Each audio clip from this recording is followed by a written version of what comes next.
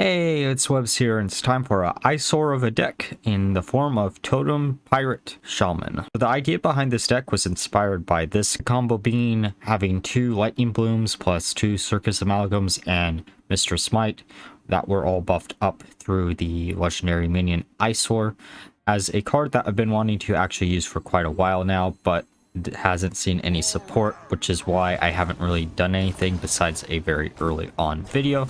And because we're not seeing any more dragon support in the future, this was the last opportunity that I believe to actually have this card, and I thought it would be a really funny deck to actually try out, as Circus Amalgams serve as both a pirate and a totem, which is actually kind of funny just because of the fact that you can easily buff it up in either direction. But to be honest, this deck is usually winning through one of two strategies. Through all the burn cards that you use for early game control, for early eys'or comboed with a Totemic Reflection and a Lightning Bloom. If you can get that combo off on turn 4, you're actually probably in a really good position because most classes can't deal with 2, 3, 7 minions on board at the same turn, which allows you to snowball pretty quickly. And I know in most of these replays, I'm going to also be using Totem Goliath as a card instead of Brilliant Macaw, but over testing, Brilliant Macaw in this deck is probably a better choice than Totem Goliath. But if you want to actually use Totem Goliath in this deck just because of the fact that he is rotating out pretty soon too, then you can always exchange the Brilliant Macaws out for a Totem Goliath, but this lowers the overall curve of the deck by a little bit more because you do want to keep the Snowfall Guardians just so you can freeze out your opponent's board before a big Circus Amalgam turn if you want to go down that route. But it was worth mentioning because this deck isn't the best in the world. It hasn't seen any support since Scholomance in the form of Totem Goliath. But if you've been wanting to use Grand Totem eys'or in any deck before he actually rotates out, then this is probably the deck for you. For the Mulligan guide of this deck, it's a little bit complicated just because of the fact that you're probably going to want to always cards that will easily answer to your opponent's board, as this is a more late game deck. However, if you do see a combo of Grand Totem eys'or and Totemic Reflection in your opening hand, then you probably want to keep those if it's in a matchup against a class that can't easily deal with this, such as Druid, because most Druids are ramp Druid at the current moment, at least at the level that I've been playing at, or a hunter deck or something else that doesn't have a lot of ways to deal with a 3/7 minion, let alone 2 of them, because this is going to allow you to control the board state pretty quickly.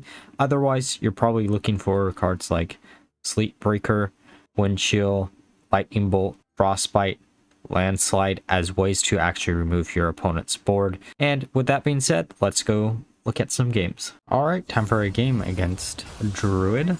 We're having eys'or in the opening hand, which is actually pretty funny. I'm going to keep it just because we do have 2 out of the 3 cards in the opening hand for absolute biggest combo that we possibly could get. And now we have all 3. That's actually perfect. I wanted to show off a combo like this. Now, if they're aggro Druid, this is actually a really bad hand, but taking the risk because I've been running into a bunch of ramp Druids, I think this will probably play out pretty easily for us. Okay, so they just passed the turn back. Oh, we could actually combo out right there using both Lightning Blooms if we really felt like it, but at the same time, if we did something like that, we'd have no next turn, and I'd rather have a next turn. So they're going to coin out something Overgrowth, I guess. That's not a bad turn to play for them. We're probably going to use Hero Power, and then we could use the Wind Chill on one of our own minions to draw an extra card, or we can just pass the turn back. Because they did use Overgrowth, I'm pretty sure they're going to be Ramp Druid at this point. So we're going to try to keep the Wind Chills just so we can freeze out our opponent's board as much as humanly possible. And this following up turn, we're going to use the eys'ors plus the Totemic Reflection as a big combo. I know in this replay we have a Totemic Goliath in our hand, but I don't think that one comes up in this game. We're going to buff everything up here and make our totems huge. It's nice that a card like this actually exists just because of the fact that it makes the hero power for Shaman not feel terrible. It's a shame that they never buffed up this card just to be a aura effect like some of the other buffs that have existed in Hearthstone standards, such as the Libram discount, but it is what it is. Maybe that would be a little bit too broken, who knows. Actually, it probably would be if you got eys'or to stick around for more than one turn. We're just going to go face with all our totems and summon a new totem and pass the turn back. Now, there's a few outs that they could actually have. Technically, Yogg would be a out, but at the same time, I don't know how useful that's going to be. They're going to drag out 2 big beasts, and that is a worrisome card to actually see. It's been a while since I've seen a guardian animal druid, to be honest. They can kill one of our eys'ors, but the other one should stick alive no matter what here. It actually just depends if... Oh, I guess they do have a broom, which means probably both of them are going to be dead. Depending on which... Okay, so they do hit the right target. Oh, I guess they won't both be dead. One will be dead, but the other one will survive. I think this will be a little bit too late for them, to be honest. And we will only need, I think, 1 or 2 more damaging spells to actually win the game straight out. We can freeze their minion next turn, just because we don't really care if it's on board and frozen, at least. Okay, there's the frostbite. I'm going to use wind chill and try to get another spell. We're going to kill this. I don't know why we decided to kill this. We should have just went face, but oh well. Because we're 4 off of lethal as it currently stands. Though I guess next turn we do have Instructure to actually win, but would have preferred to get her as low as possible. Okay, the second guardian animals. 2 teacher's pets, which is kind of annoying, but it's still fine. Okay, so they're going to kill one of their teacher's pets. They get a educated Elric, which is another card that I probably should go over before he actually rotates out, because there's a lot of funny little combos you can actually do with a card like that. I just don't know how viable those actually will be. Okay, so we have another damaging spell. Oh, we do just have lethal here. We could get really fancy, but we might as well just place down the amalgam and then go portal to face and win the game. Now for a game against Warlock. I think this is actually an early game because there's 2 cards in here that aren't in the final version of the deck. Still worth showing off just because I did replace them with more consistent cards later on. But it should show a different win strategy for this deck, which actually got a lot better once I replaced both Perpetual Flame and Note Taker in the deck. Okay, so Wicked Shipment. So I'm assuming they're probably going to be OTK Owl. I don't know how many other decks exist where you're going to run a card like that. I guess you could be running it in the Drekthar deck that I made a while back. It's just hero power. Okay, so they're going to put Tour Guide down. That's going to be a card that Warlock's going to miss once it rotates out. There's a few other classes that will miss it too, but Warlock is going to definitely be one of them. Okay, here's the eys'or. I'm going to just hero power again. Sure, they're going to be able to kill the one totem, but unless they use a card to kill the other one, should be perfectly fine. We do have Perpetual Flame to clear out their board if they do play a bunch of minions. Okay, Armor Vendor. Now that's an annoying card, though making them use it now instead of later is probably pretty good. We're going to use Perpetual Flame to get rid of the 2 minions and pass the turn back after we use our hero power. They're going to use their hero power and probably kill our totem with a 2-cost spell. There we go. Interesting to see Brukan. I'm just going to put down the Note Taker. Hopefully it doesn't die, right? Given the deck that they're playing, it probably will die, but still, I can hope it doesn't. Oh, they're just going to put Rod down. Actually, that works out really well for us. We can put down eys'or, use Totemic Reflection on eys'or, get the Totemic Reflection back into hand, and still have 2 eys'ors on board. Though, given the deck that they're playing, they might be able to actually do something about R2 eys'ors, but it really just depends. Interesting. That's not a minion that I would expect. Actually, I guess it does make sense. That is used in allo TDK a lot. So they are probably going to kill our eys'ors here, which sucks, but it is what it is.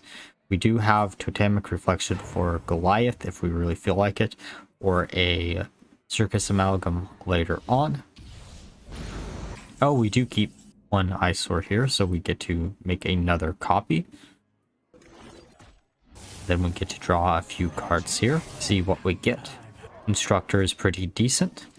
Next turn we have the hero card, just so we can actually finish our opponent off. School Spirits, not what I want to see, but can't kill our board, so that's perfectly fine. But that can kill our board, which is annoying.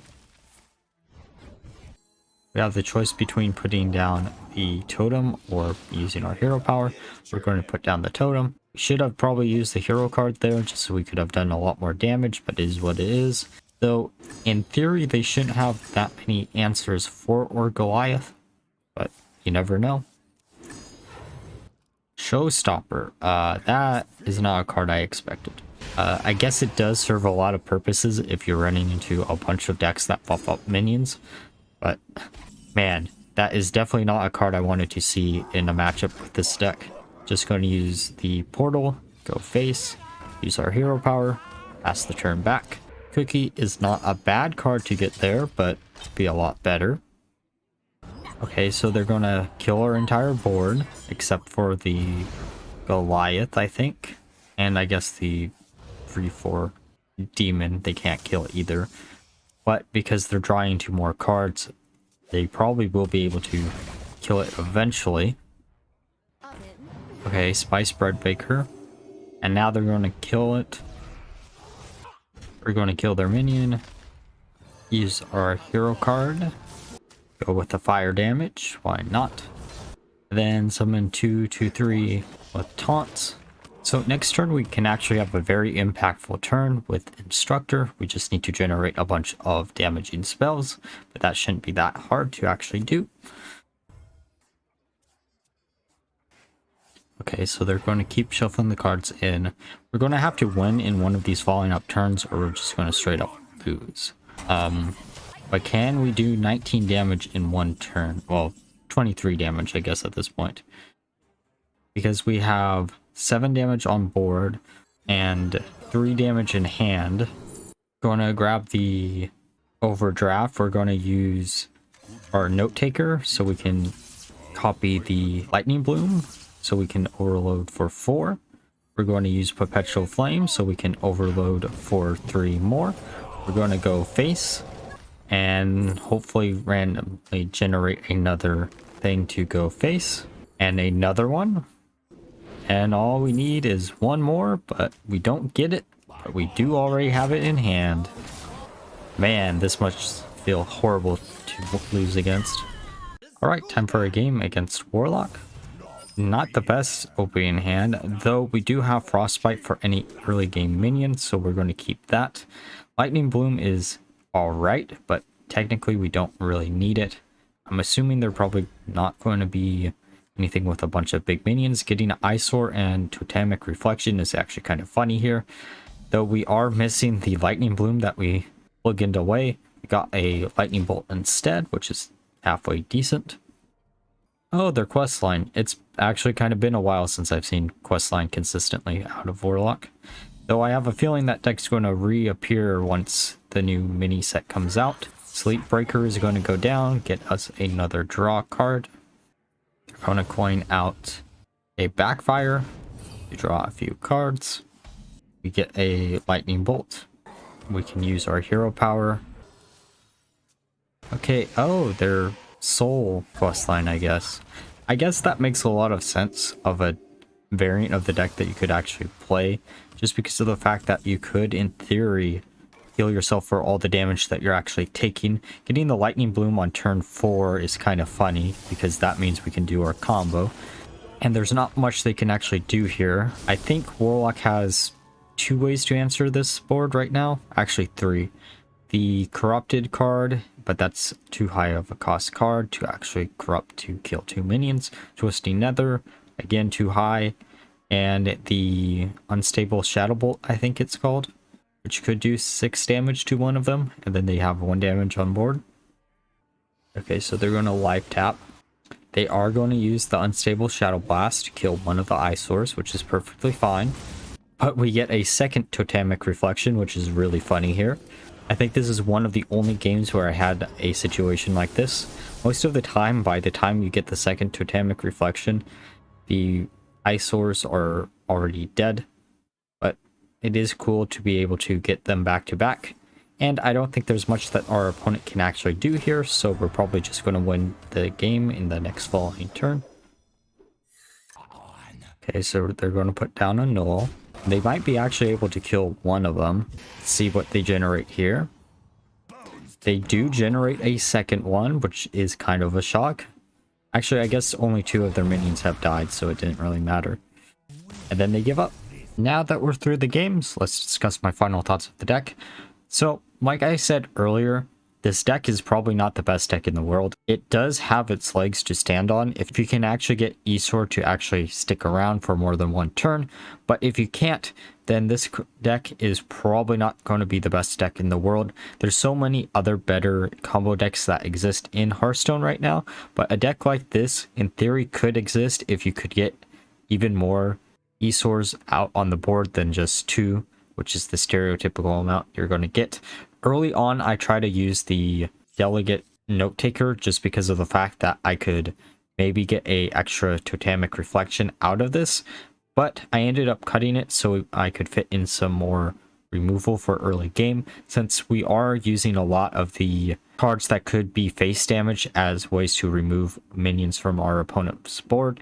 But it does give us a nice choice to be made where we can either use these cards as face damage or to kill some of our opponent's board, because a card like Frostbite is really impactful against a deck like Libram Paladin or even Mage.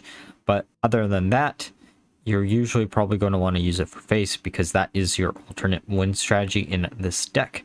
There was a game where I straight out won because of Instructor Fireheart, and that's the reason why I ended up wanting to include the Macaws over the Goliaths, just because of the fact that then maybe I could get extra Firehearts when this deck ran out of juice, which was something that had happened in quite a few matchups where I was so close to winning, but I had nothing left in the deck to actually win, which is a problem with this deck. Once you run out of juice, there's not that many ways to recover, since you are only running this one card as a random generator. I guess you have the Sleep Breakers to freeze your opponent's minions, but that's just additional draw. Either way, if you wanted to use Grand Totem as a card before he rotates out, this is probably a good deck to actually play. It does have ways to actually abuse Mr. Smite, which is always a nice little addition to a deck, just because of amalgams counting as both totems and pirates, which is where the idea of this deck actually came from in the first place. But I figured this would be a good deck to hold us over until the mini set cards came out. And with that being said, if you enjoyed the video, please leave a like, comment, and subscribe. And until next time, bye bye.